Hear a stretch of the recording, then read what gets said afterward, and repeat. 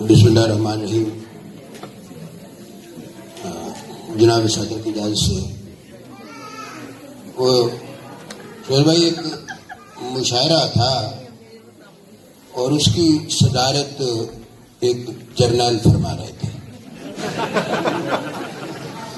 मतलब जब जर्नैल को कोई सदारत ना मिले तो वो मुशायरे की सदारत उड़ा लेता है। वो फारसी में कहते हैं कि गंदम ना कार बाम रसद भूसा गनीमत अस्त। गंदम ना मिले तो भूसा ही सही।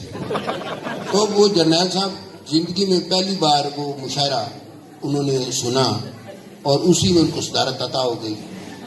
तो सामीन थे माशाल्लाह, जैसे ये सामीन है साहिब ज़ौक़ हैं, दाद दे रहे थे तो सामीन ने मुकर्रर कहा। तो अब जनरल साहब को बिल्कुल समझ आया कि मुकर्रर क्या है। तो उन्होंने स्टेज सेक्रेटरी से पूछा कि ये मुकर्रर क्या कहते हैं। उसने कहते हैं जी दोबारा पढ़े। उन्होंने माइक पकड़ा और कहा कि ये जो शायर हैं ये आपके बाप के नौकर नहीं है।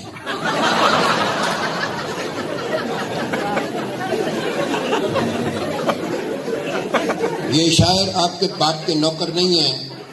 पहले आप शेर एक बार गौर से नहीं सुनते और फिर तंग करने के लिए कहते हैं मुकर्रर। तो जिसने शेर सुनना है एक बार सुने।